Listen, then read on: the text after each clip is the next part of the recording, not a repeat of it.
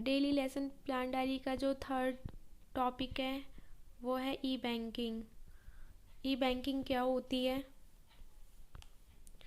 तो हमने same format वही जैसे कि सेकंड में डाला था, सेम फॉर्मेट वही रहेगा।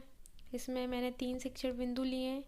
ई बैंकिंग का अर्थ, ई बैंकिंग से ग्राहकों को लाभ, ई बैंकिंग से बैंकों को लाभ। उद्देश्य में सेम ज्ञानात्मक, अवबोधात्मक, ज्ञानोपयोग, कौशलात्मक, अभिवृद्धि और अभिरुचि। जो इसमें सहायक सामग्री है उसमें मैंने व्याख्यान विधि, प्रश्नोत्तर विधि, चार्ट, पॉइंटर, रंगीन चौक, डस्टर आदि। पूर्व ज्ञान सेम रहेगा। विद्यार्थी ई बैंकिंग की सामान्य जानकारी रखता है। प्रस्तावना।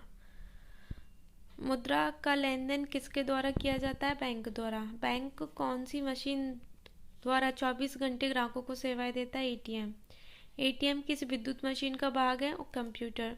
कंप्यूटर से बैंक ग्राहकों को जो सेवा देता है उसमें क्या होती है? ई बैंकिंग। ई बैंकिंग से आप क्या समझते हैं? समस्यात्मक। उद्देश्य, ई बैंकिंग कंप्यूटर द्वारा ग्राहकों को बैंक से दी जाने वाली सेवा है।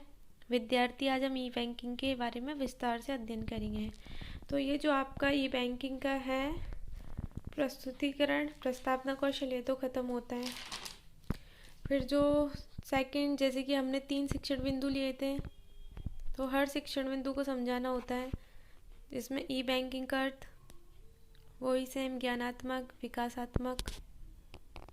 बैंक और ग्राहक के मध्य होने वाले लेन देनों का लेखा करने के लिए बैंक क्या देती है? पासबुक।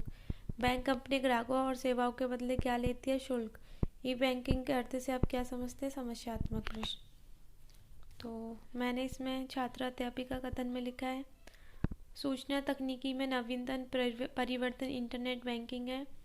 यह कई बैंकों द्वारा प्रदान की जाने वाली सेवा है जिसके अंतर्गत व्यक्ति कंप्यूटर, मोबाइल कंप्यूटर के माध्यम से बैंक संबंधित लेन देन जैसे बचत का प्रबंधन, खातों की जांच, ऋण के लिए आवेदन, बिलों का भुगतान आदि ये ग्राहकों के लिए सेवा प्राप्ति का माध्यम होता है। तो विद्यार्थी इसको सुनेंगे कथन को। उसके बाद सेम पैटर्न, बोध पृष्ठ। ई बैंकिंग के अंतर्गत ग्राहकों से किसके द्वारा सेवा दी जाती है? कंप्यूटर, मोबाइल आदि। ई बैंकिंग द्वारा दी जाने वाली सेवाएं, सूचनाएं कैसी होती हैं? शीघ्र। तो इसमें मैंने प्रश्नोत्तर विधि, व्याख्यान विधि, प्रश्नोत्तर विधि और ई बैंकिंग को मैंने हाईलाइट कर दिया है। अब इसका जो सेकंड पॉइंट है,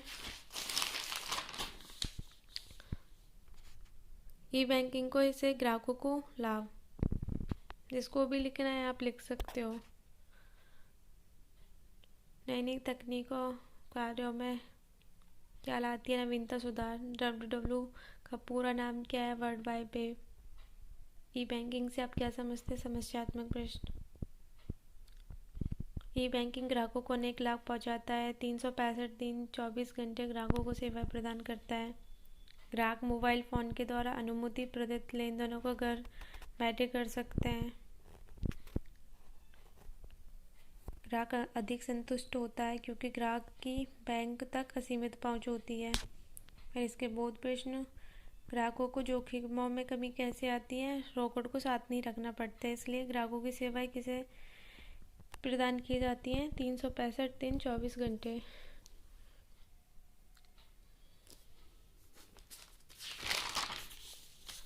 आपका जो थर्ड है, ई बैंकिंग से बैंकों को लाभ।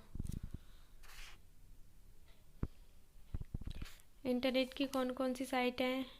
Yahoo, Gmail, WWW।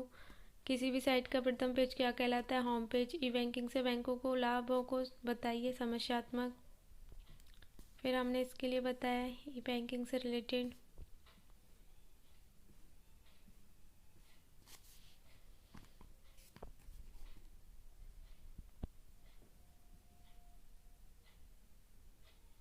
ई बैंकिंग से ग्राहकों को कैसी सुविधा उपलब्ध कराता है? असीमित।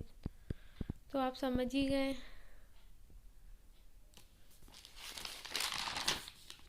फिर इसके मूल्यांकन प्रश्न, विकासात्मक प्रश्न जिसमें हम विकल्पों वाली चयन करते हैं। ई बैंकिंग से ग्राहकों को लाभ है। रिक्त स्थानों की पूर्ति करें। अति लघुरात्मक, लघुरात्मक,